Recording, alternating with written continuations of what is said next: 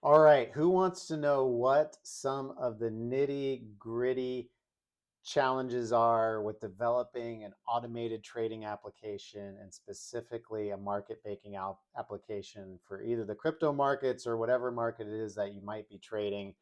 I am building here a market making algorithm for the crypto markets, and I am more than willing to share what I'm struggling with, the things I'm running into, the gotchas, and all of that good stuff. So let's jump right into it here. So in my last video, I showed I have a market making algo now up and running on Paradex, and it's out there placing trades currently. I am doing market making for Zcash and run into a number of issues. So a lot of stuff you can't really start uncovering until you actually start really interacting with the exchanges to figure out what the gotchas are. Now, in my particular algo, I am placing trades in the order book on Paradex, and then I am offsetting those trades on Hyperliquid, um, and trying to stay delta neutral. Really, the whole goal of this strategy is to quote some pretty wide spreads in the order book on Paradex, and then try to stay delta neutral on Hyperliquid. So I've got on one screen here, I've got my Paradex terminal up with the order book for Zcash and the charts. This right here is kind of a dashboard I've built to kind of show me what's going on in the market for a particular coin. So we got Paradex and Hyperliquid with the quotes there. We've got the spread between the exchanges and stuff like that. So I won't dive too much into this because I covered some of it in the last video. But as I have started beta testing the strategy in a live account, I have run across issues I did not anticipate when running it in my sim broker, and then also when just doing some testing on the test nets for Hyperliquid and Paradex. Now, test nets are fine, and a test net, and if you're not familiar with it, is basically a simulated environment for the broker. So Paradex has a test net, Hyperliquid has a test net where you can simulate placing and practice placing API orders, and then seeing how the system behaves and just making sure you're getting your API calls correct. And that's fine for just testing your calls out, but the data there is not like super realistic. So you can't really exercise your trading strategy there like you would in real life and see what's going on.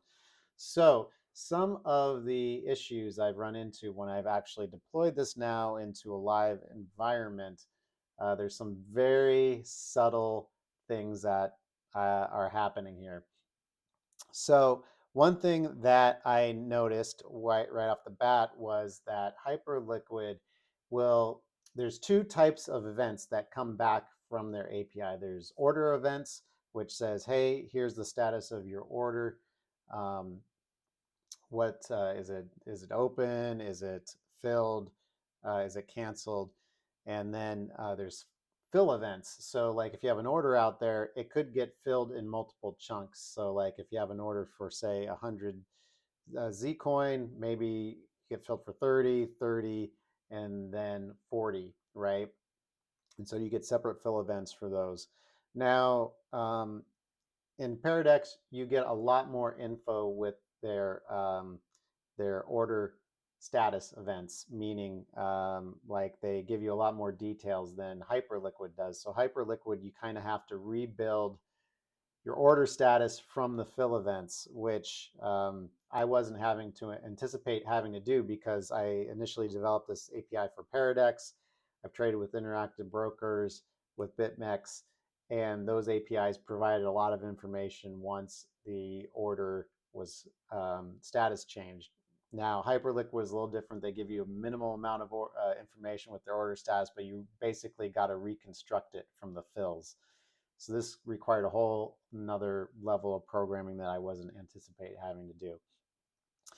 Another really big gotcha that I didn't see coming, and I should have if I was paying closer attention to the API docs, the precision for the position sizes on Paradex is different for some coins than on Hyperliquid. So, for example, for Zcoin here, a Paradex order size, a valid Paradex order size goes out to 3 decimal places. So you can, in theory, have an order size of 0.355, for example, coins, whereas on Hyperliquid, you can only go out 2 decimal places for this particular asset. Now, where that caused me some heartburn is I got a partial fill on Paradex. So I had an order sitting out there in the order book. It got filled for like 0.063 Z coins. Now, my algo was like, oh, great, I got filled for 0.063. Let me fire that off to Hyperliquid to go and offset it.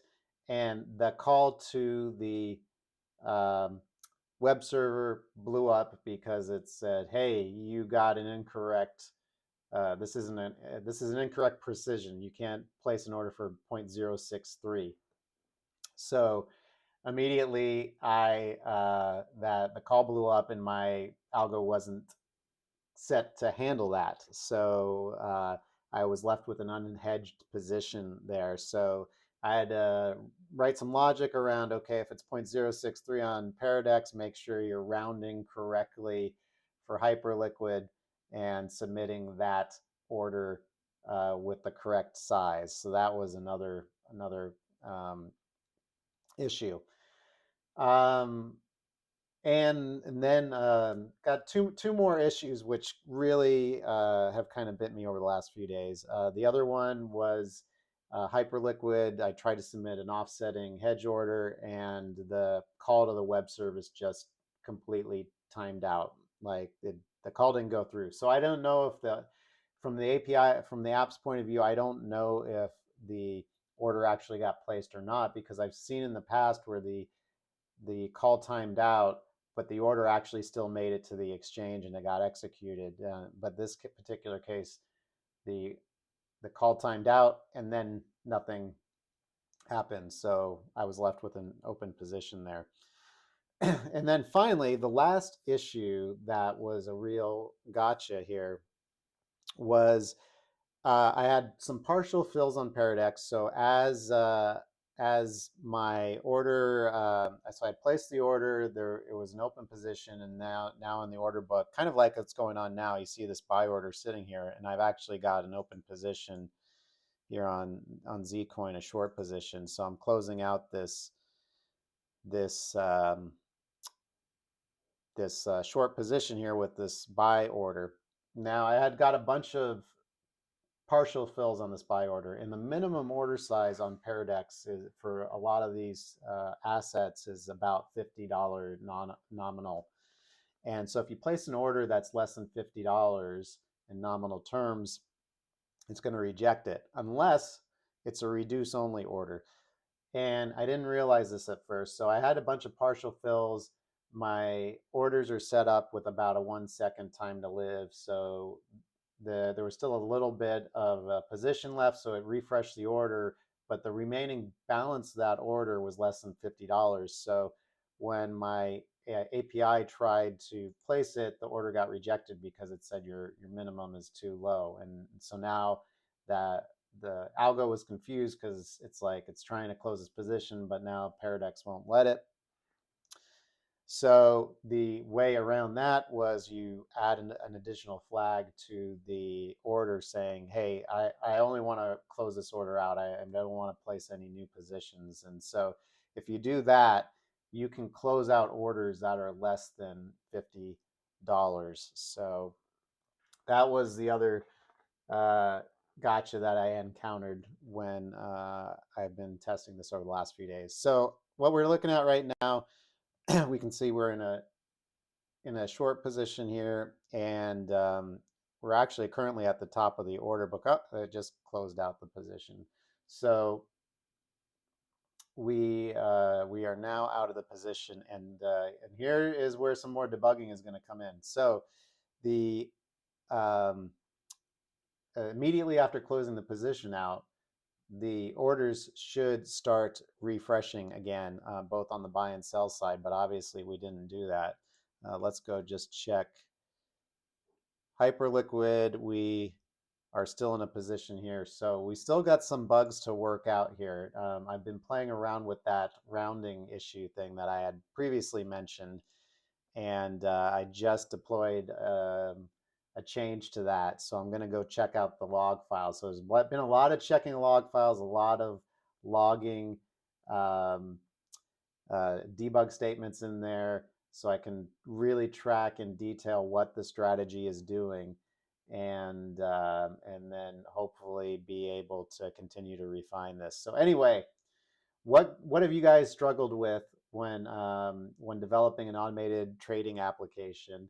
And if you're working on a market making application, I'd also love to hear some of the challenges that you're facing when doing this. Or do you just have any general questions about trading or automated trading in general? I would love to hear it. So drop a comment below, guys, and I will see you soon.